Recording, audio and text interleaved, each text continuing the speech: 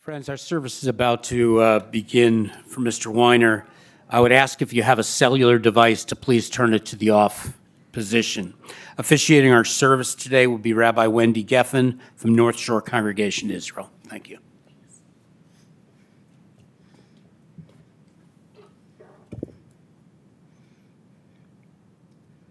There's a verse in the book of Ecclesiastes about love and partnership. Tovim hashnayim min ha'echad, two are better than one, it reads. The text goes on to detail what ideal partnership is about and what it can be, about what it means not simply to live alongside another person, but to be bound up with them, strengthened by them, to build a life that neither could have built alone. And as I think everyone here knows, when we think about art, we can't help but hear this text not in the abstract, but embodied, lived over the course of a remarkable life and an extraordinary 75-year, actually more, nearly 76-year marriage to Marcine. The moment in which we find ourselves this day is at once painful and beautiful. Painful because of the proximity between each of their passings, not even a full 6 months if my count is right. Because it feels so hard to have said goodbye to Marcine and now to have to be here again to say goodbye to art. And yet also beautiful because of what that proximity reveals about the depth of their connection, about how intertwined their lives were, about the reality that even at the very end, they were still in every way that mattered a pair. And so even as we feel the ache of this loss, we also bear witness to a life and a partnership that reflected the deepest truth of that ancient verse, Tovim hashnayim min ha'echad, that there is a sacred strength in shared life, in enduring love, in two souls bound together across time. And today we also are here to honor art in his own right, to remember the fullness of who he was, the gifts he gave, the life he built, and the legacy he leaves to all who knew and loved him. As is our Jewish way, when words alone cannot hold what we feel, we turn to the language of our tradition, to the prayers and psalms that have carried our people through moments just like this one. And so we turn to these ancient voices to give voice to our grief, our gratitude, our hope. The 23rd Psalm. Adonai ro'i lo echsar, bino deshe yarbitzeni ame menuchot yenahaleni nafshi yeshovev, yancheni b'ma'agle tzedek lema'an shemo. You have the English, as you know, in the pamphlet on the first inside page of the pamphlet you received. These words so positive, so filled with promise and potential. They remind us of Marcine, they remind us of art. And in both of their memories, we'll join together aloud in the English as a sign of our presence here in support of Art's family and everyone who loved him. Join with me. The Lord is my shepherd, I shall not want. He maketh me to lie down in green pastures. He leadeth me beside the still waters. He restoreth my soul. He leadeth me in the paths of righteousness for his name's sake. Yea, though I walk through the valley of the shadow of death, I will fear no evil, for thou art with me. Thy rod and thy staff, they comfort me. Thou preparest a table before me in the presence of mine enemies. Thou anointest my head with oil, my cup runneth over. Surely goodness and mercy shall follow me all the days of my life, and I will dwell in the house of the Lord forever. The 90th Psalm, which I think we also read at Marcine's service, speaks so much of both of their spirits, but this day in reflecting on art, as you listen to the words, see if you might sense art in them, in particular toward the end when the psalmist invites us to live a life where we might sing for joy all our days, where the work of our hands will long endure. Adonai ma'ona tahayita lanu bedor vador, beterem harim yuladu, vatcholel eretz v'tevel, ume olam ad olam, ata el. O God, you have been our refuge in every generation. Before the mountains came into being, before you brought forth the earth and the world, from eternity to eternity, you are God. You return us to dust. You decree return, for in your sight 1,000 years are as yesterday when it's past, a watch in the night. The span of our life is 80 years and 10, or given strength, 80 years. But the best of those years pass speedily, and we are then left in darkness. So teach us, God, to number our days that we might attain a heart of wisdom. Turn to us, show mercy to us. Satisfy us at dawn with your steadfast love, that we might sing for joy all our days. Let your deeds be seen by your servants, your glory by their children. May your favor, O God, be upon us. Establish the work of our hands, that it might long endure. In Pirkei Avot, a section of the Mishnah, the rabbis ask a question. They ask, which is the right path a person should choose? And then they answer their own question. They say, one that brings honor to the one who lives it and brings honor from and to others. It's a way of saying that a life is not defined by any single role, but by the totality of how a person moves through the world, by how they show up, by what they carry from others, by how they treat others, by what they learn, build, and then what they give back.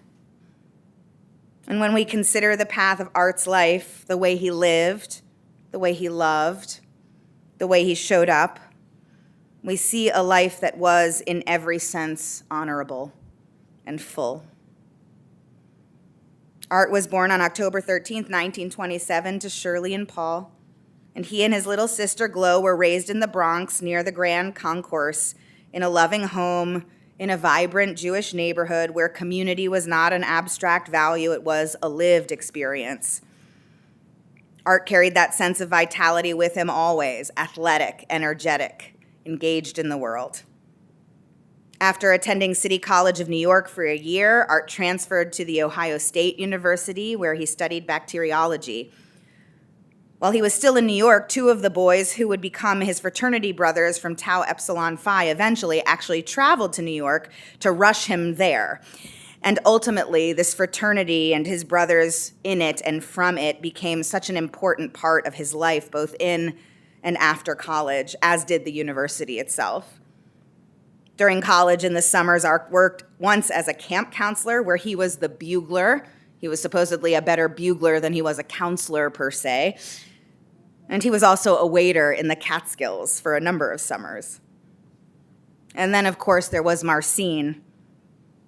At a Hillel dance, as I saw from our conversation when we were preparing for Marcine's funeral just months ago, Art shared how he saw her. He cut in and he said, and this is his quote, "I'll give you a better dance." And that moment became a lifetime. As Art reflected when Marcine passed away, they were the, quote, perfect matchup. They shared everything, values, commitments, so much joy. They didn't just love each other, they truly liked one another too. They were, as their family calls them, a bonded pair. The couple married in 1949 and began building a life marked not only by love, but by shared purpose, creating a home wherever they were, raising their son, building community, showing up for one another in ways both ordinary and extraordinary, and always, always together, holding hands, beaming at one another, choosing one another again and again. Art's first professional chapter brought them to Newport News, where he worked in bacteriology, helping ensure water quality for fishermen in the Chesapeake Bay. He pivoted when an opportunity with Marcine's family led him into the business world. This brought them to Massachusetts, ultimately. And then with Sheldon Ware, they eventually landed in New York. and Art's professional journey went from management to the executive suite in what would become a highly successful career. And at every place along the way, Art and Marcine made a home and life together. They cultivated friends at every place. They traveled, they danced, they lived, and they loved. That love extended most powerfully into their family. We'll hear from Neil in a moment, but it must be said that Neil and Art were just so close. Art was Neil's role model, and Art modeled the best of what a man can be to his son. And Neil was just so proud of his dad and being his son. Debbie just adored Art as well. He, along with Marcine, welcomed her as a daughter from the get-go. Debbie has been in the family for so long, Marcine and Art were really her parents too. Art and Marcine delighted at any and every time they could see Neil and Debbie. When they would travel to New York to visit, Art and Marcine would drive 2 hours to the airport and pick them up at the gate itself. Pre-9/11 days, of course. Art loved and respected Debbie so much. He was impressed by her work ethic, her career, how she was a skilled attorney, and he trusted her. At the end, when he was stuck in the hospital and things were so hard, he looked at Debbie and said, "You were always so full of ideas. Can you get me out of this program?" If you figure that out, Debbie, let me know. And then, of course, Laura and Melissa, his sweethearts. As Papa Artie, he was a constant presence in their lives, not only showing up for milestones, but investing in each of them as individuals, building relationships with each of them that were personal, attentive, enduring. That circle of love expanded to include Jason and Zach, who were embraced fully into the family as grandsons, and they thought of Marcine and Art as their own grandparents as well. And then came one of life's greatest blessings, becoming great-grandparents as Bubby and Zadie to Nate, Vivi, Gwen, Callie, and Greyson. There was something about these great-grandchildren that brought Marcine and Art the most wonderful kind of joy, a lightness, a renewal, a sense of continuity and wonder. To see the fourth generation, to know them, to delight in them. This was a blessing that neither of them ever took for granted. Because for Art and for Marcine, family was not peripheral, it was central, it was sacred, it was a value that was lived consistently. When Neil was growing up, every Friday night was spent having Shabbat dinner and going to synagogue with Art's parents. Art helped care for his parents, and they also cared for Marcine. Art was close with his sister and her family, her husband, their children, an extended family all around. Art was someone who moved so easily among people, warm, gregarious, interested. He had a way of making people feel comfortable. He stayed connected to people across time, not out of obligation, but because relationships mattered to him. He believed in people, he invested in them, he remembered them, and people felt that. They were drawn to him. They wanted to be around him. Art also believed deeply in giving back. When he was in college, he wanted to contribute in some way to the war effort, as he wasn't able to serve due to vision issues. So he volunteered as a centrifuge participant. So you have to picture what this really means to be a participant, a volunteer in the centrifuge, serving to stimulate high G-forces experienced by fighter pilots. This aided in the development of G-suites, oxygen masks, all other flight improvement research at the time. These were critical tests for improving pilot safety performance and ultimately survival during combat maneuvers. And Art volunteered himself, and he received apparently a lifelong case of seasickness as a result after that fact. Later, Art tutored Simon, who was from Thailand, in English as a second language, and he stayed close with him. He volunteered at the Holocaust Museum. He and Marcine read different books and technical manuals on tape for blind services. They were also notably charitable, supporting many Jewish charities, including the ADL.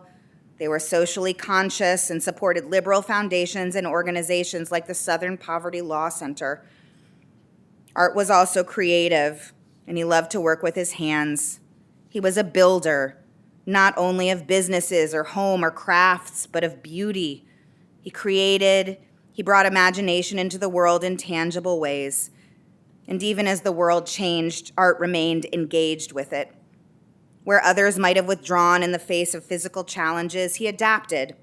He embraced technology. He loved it in and of itself and also as a tool to remain connected, to stay in conversation, to stay part of the world around him.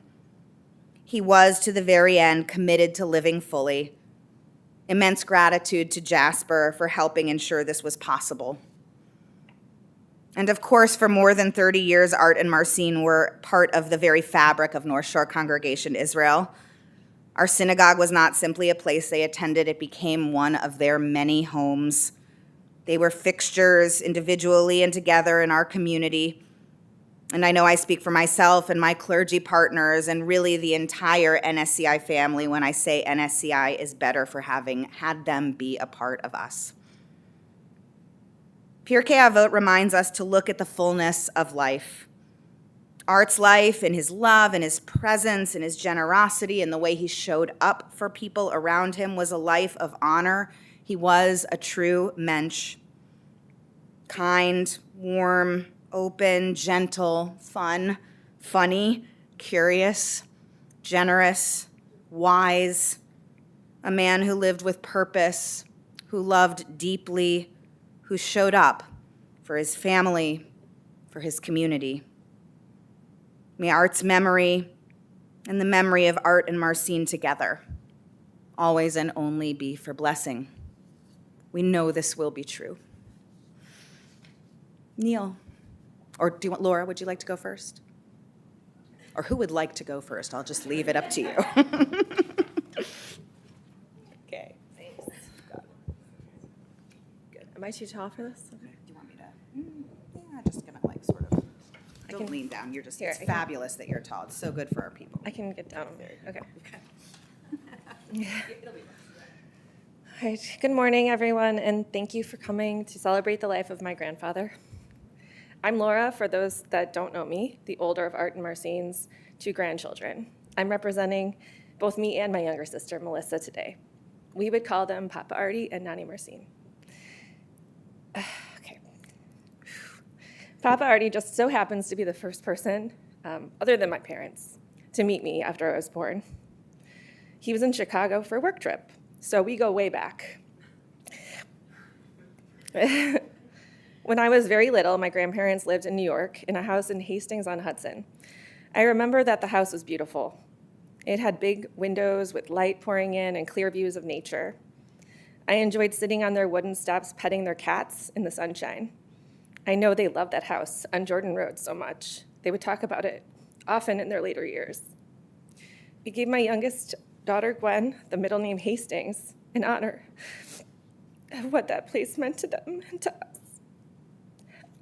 Okay. Psh. Homeland Security. Okay, but when I was 7, something amazing happened. Thank you. Nani and Papa left the house and community that they knew and loved so much, and they moved to Northbrook. I assume it was to be closer to us because it was not for the weather. Only a 10-minute drive from our house in Glencoe. It was at that time that their presence became a constant in our lives. We were able to celebrate together high birthdays, high holidays, Mother's and Father's Day, Passover, soccer games, ballet recitals, a random Wednesday night, you name it. Not to mention that they had something at their house that every kid wanted, cable TV. When Melissa and I were homesick from school, they would take care of us. I remember a particularly difficult time in 3rd grade when I had chicken pox, and they watched me for many days in a row, where they nursed me back to health with oatmeal baths, calamine lotion, and Nick Jr. Papa and I spent a lot of time together doing creative projects. He was excellent at crafts that required technical proficiency and artistry, like stained glass and repairing jewelry. I remember when he brought me a wood-burning kit, which required using a burning hot metal tool to make impressions in wood, a lost art, really. And I helped him paint their basement. Picture Papa Artie as Tom Sawyer, and I was the neighborhood boy. But our most impressive collaboration was the dollhouse.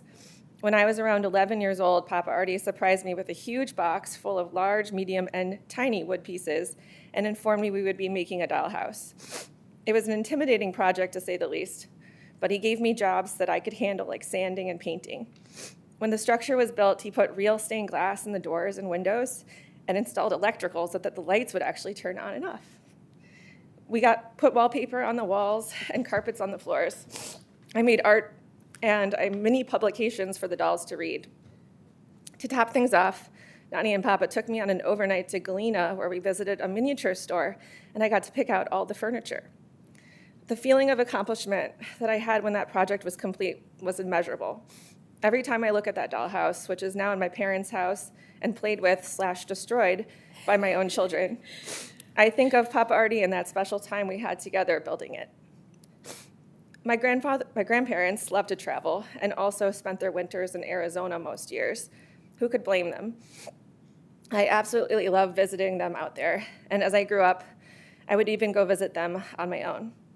We would go on nature walks, shop for turquoise and silver in Old Town Scottsdale, hang out by the pool, sometimes in sweatshirts when it was too cold to go in, and go out to dinner.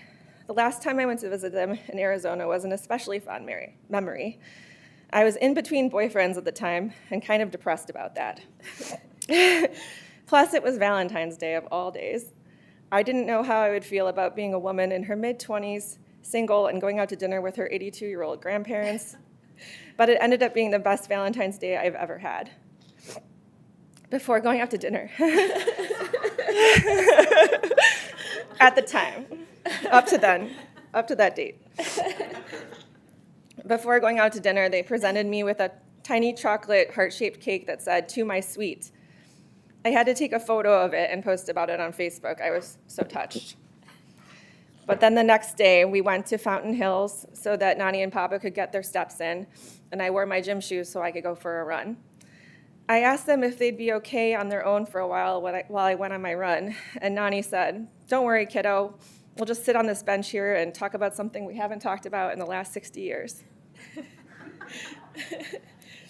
I went off on my run, pondering those words and thinking that I would never be able to be married that long, even if I met someone that minute on the running path. And somehow it put things in perspective and cheered me up. 2 years later, I met the love of my life, and the rest is history. Jason and I joked that we would both have to live to 108 to be married 76 years. Let's raise a glass to that. I'm such a lucky person to have had Nani, Marcine, and Papa Artie in my life for 42 years. They were able to meet their great-grandchildren and spend quality time with them. It's luck on my part, but it took strength and discipline on their part. They always took great care of themselves, eating healthy, aside from Papa's deep love of chocolate, exercising daily by mall walking, and Papa would swim most mornings at the JCC into his late 80s. These things helped to keep their bodies strong, but more importantly, their spirits were always twice as strong. They spread joy and positivity wherever they went. They practiced acts of kindness and made everyone feel loved. Okay, one more paragraph. Okay, thank you. But going back to love and how special that Valentine's Day was that I spent with them so many years ago, I would like to think that Papa Artie passed away on February 13th because he couldn't spend Valentine's Day apart from Marcine. Perhaps they are now sitting on that bench, holding hands. They're discussing something they can talk about for the rest of eternity.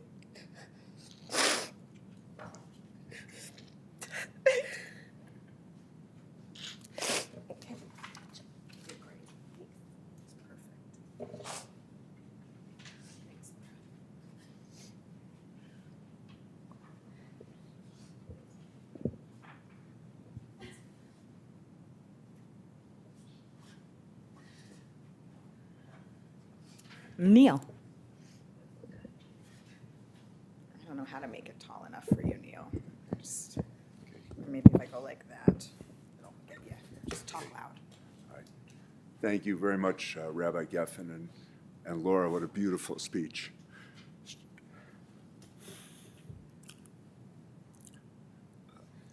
Arthur and Marcine Weiner, my parents, were two wonderful people who shared an incredible journey through life. Debbie says that my closest friend and my most trusted advisor is Gemini AI. And I asked my friend AI about the statistical odds that two people born in 1927 should stay married to each other and both live to the age of 98. The answer from AI is that the probability is a 20th of 1%. Their longevity is just one of the miracles of Arthur and Marcine's lives. The love they had for each other was also amazing. At Marcine's funeral in September, we reflected on my mother's beauty, grace, and shining personality. Just 5 months ago, sitting right here in the front row was her loving husband, Arthur. Although Dad couldn't hear a word that was said, he followed along carefully the transcripts of the speeches that were prepared for him. My parents loved each other so much. I learned from them about how wonderful a marriage could be. As a boy and as a young man, I watched how my dad treated my mom. She was everything to him, and he would do anything for her. When I was 4 years old, our beagle puppy, Mac, broke his leash and ran into the road and was killed by an oncoming car. I can still remember my mom sobbing. A few days later, my dad took me for a ride without telling me where we were going. We arrived at a house not far from our home where a lady had a Persian cat for sale. My dad said to me that this kitten would be a gift for Mom, and it would make her happy. And my mom loved that kitten and named it Stony after the street we were living on, Stony Brook Road. I learned from watching my dad and mom together how wonderful the journey of marriage and love could be. They made each other happy in 1,000 ways over many, many years. With my parents as my example of how wonderful marriage could be, I was so lucky that I met my love, Debbie, and that we have had an incredible life together. Debbie has given me the strength to endure the loss of both my parents in a grueling 6-month time span. We've suffered this loss together. My dad was my friend and my teacher. Who I am today is very much a result of what I learned from him. To teach me the meaning and value of hard work, my dad would tell me the story about his father, Paul. Paul was a union plumber in New York City. It was a cold winter during the Depression, and Paul was working on putting the plumbing into the Chrysler Building, which was rising over the skyline of Manhattan. Paul came down with tonsillitis one morning had his tonsils taken out at his doctor's office. He then went straight to the construction site. As the cold December winds blew through the open skeleton of the Chrysler Building's steel beams, Paul carried his tools and iron pipes up 30 stories and put in a full day's work. The lesson here is that Paul knew he was lucky to have a job during the Depression, and he was going to do whatever it took to keep this job and bring a paycheck home to his wife and 2 young children. Laura and Melissa have heard the story from me a dozen times, and I also have told it to young financial advisors who I've mentored over the years. Just as his father, Paul, left a legacy of helping to build the Chrysler Building, my dad worked hard and sacrificed to build his company, Sheltonware. When I was 3, we were living in Taunton, Massachusetts. My dad left his job working at Sheridan Silver and went off to New York City to start a new company with my uncle. For over a year, he lived in New York, getting the new business started, leaving my mother and I alone back in Massachusetts. I remember missing him so much.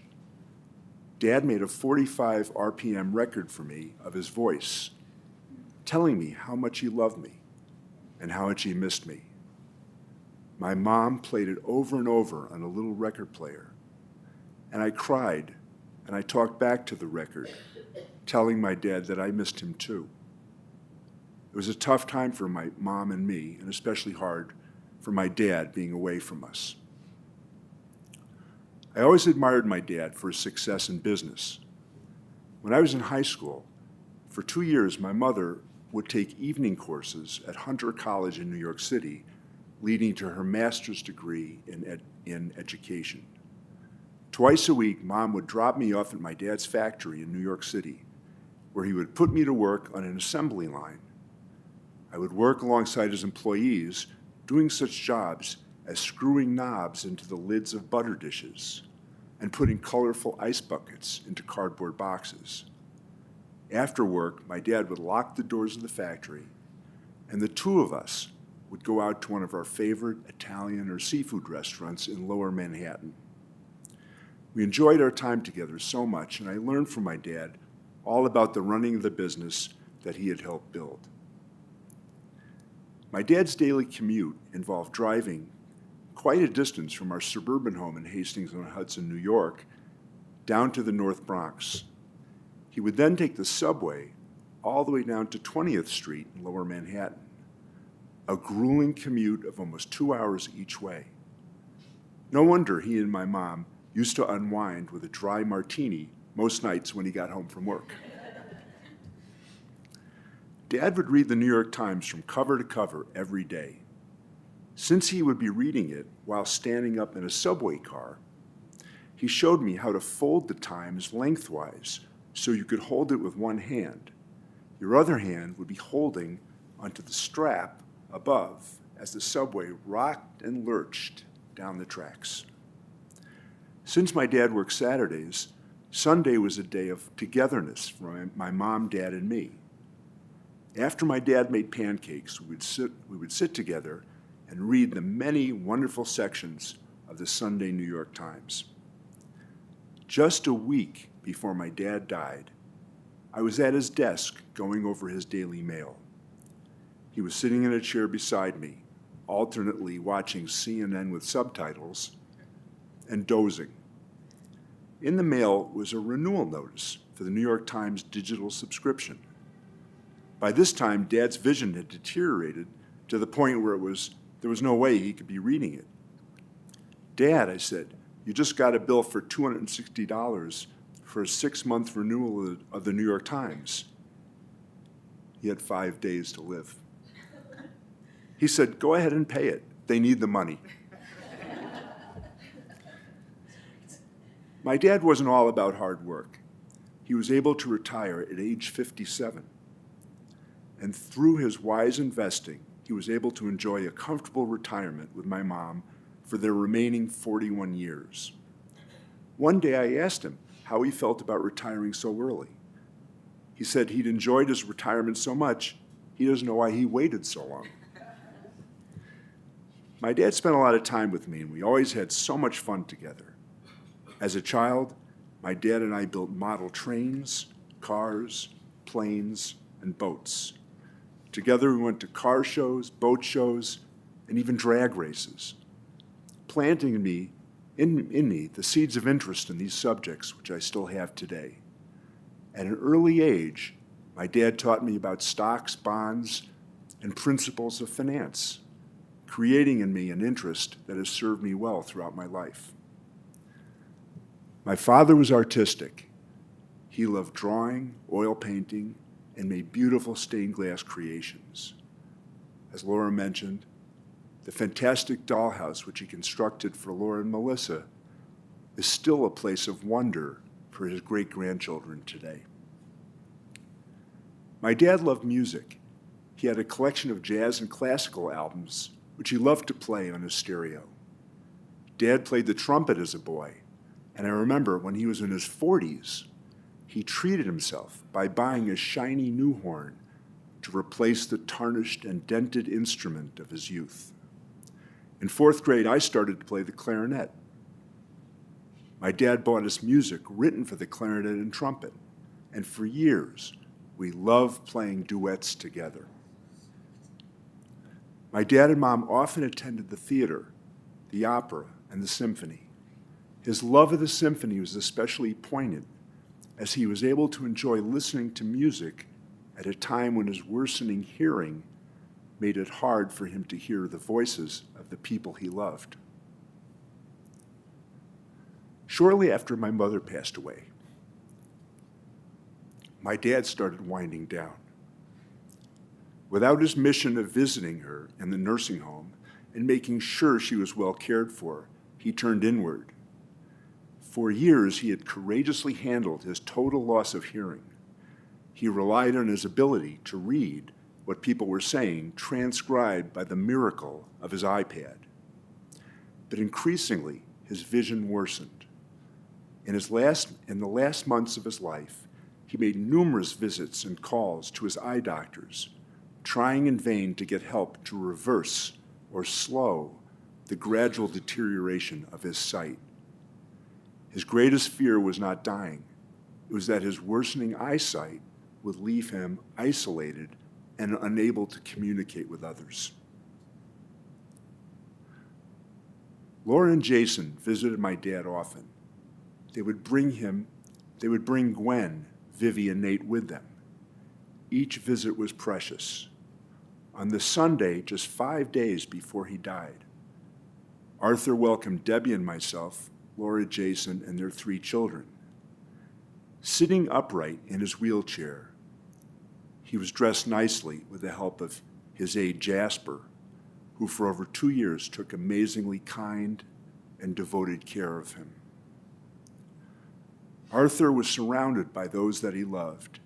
He watched with delight as Nate, Vivienne, and Gwen played at his feet with the same set of well-worn wooden blocks that Arthur and later myself would play with when we were little boys.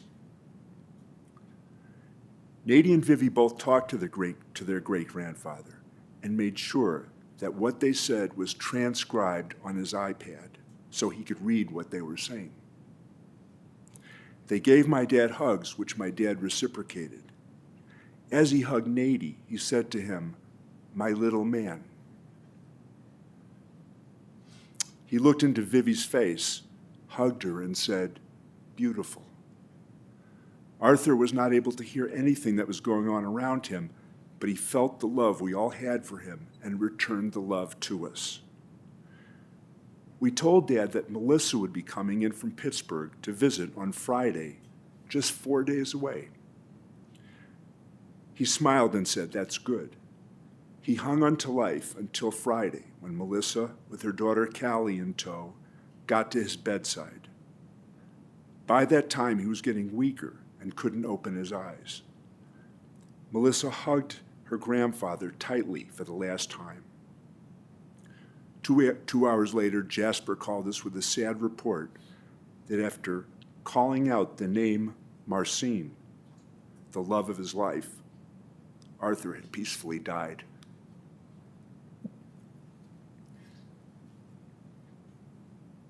I've never told anyone but Debbie this, but my whole life I was ambivalent about having the name Neil, the name Arthur and Marcine gave me.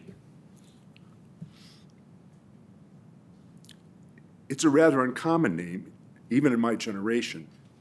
Sure, there was the astronaut Neil Armstrong, and the singers Neil Diamond and Neil Sedaka, but it was still unusual to be named Neil. Why couldn't I be a Scott, a Bill, or a Tom, like my other friends? In doing research for this eulogy, again with my friend AI, I was reading about the bacteriology program at Ohio State, where my dad got his master's degree. The bacteriology building, where he spent many hours, was on Neal Avenue. In fact, I learned that Neal Avenue is a main thoroughfare that runs through the heart of the Ohio State campus. It was undoubtedly a place where my mom and dad spent many happy hours together, walking hand in hand to classes, the library, Ohio State football games, and picnics on Mirror Lake.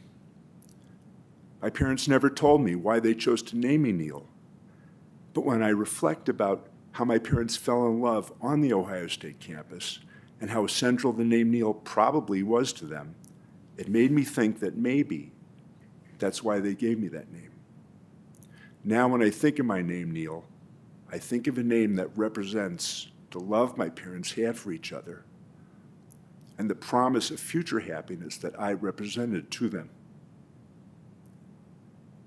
I sincerely want to thank all of you who are watching online, and of course those who have gathered here on this cold day together. We've come to remember and honor this fine man who loved us and who was loved by us. Thank you all.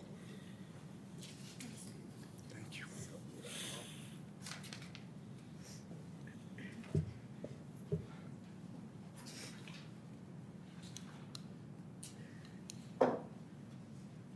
Thank you, Laura. Thank you, Neil. Incredibly beautiful words. If you're able, will you please rise?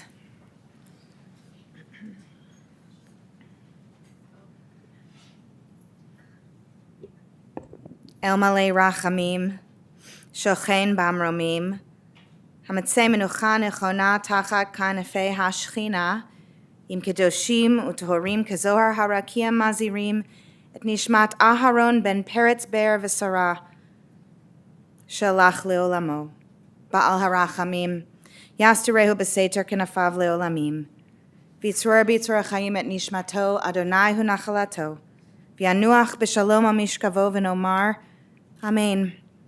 Compassionate God, eternal Spirit of the universe, grant perfect rest in your sheltering presence to Art Weiner, who has entered eternity.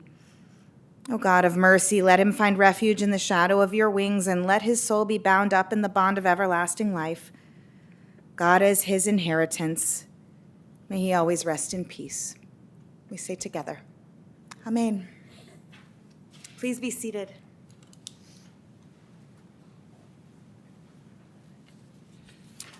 Our service here in the chapel is concluded. The interment will take place immediately at the family plots at Memorial Park Cemetery in Skokie. Following the interment, the family will be sitting Shiva at the Weiner residence, 110 Knollwood Lane, Glencoe. Please note that the family has also asked the memorial contributions be made to a charity of your choice, and that information is in your folder.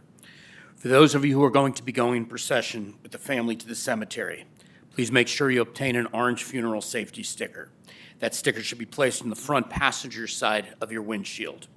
We would also ask that you have your bright headlights and flashing hazard lights on at all times. For an additional measure of safety, our staff will be placing magnetic flags throughout the procession. As we drive in procession today, please drive as closely as safety permits to the vehicle in front of you. We want to prevent any large gaps or spaces, primarily as we go through intersections. Please stay off your cellular device. At this time, I'm going to ask everyone to please rise as the family, Mr. Weiner, and the rabbi are escorted from the chapel. Excuse me, I just want to add, Shiva at our house, for those who would like to join us, would be from 2 to 8.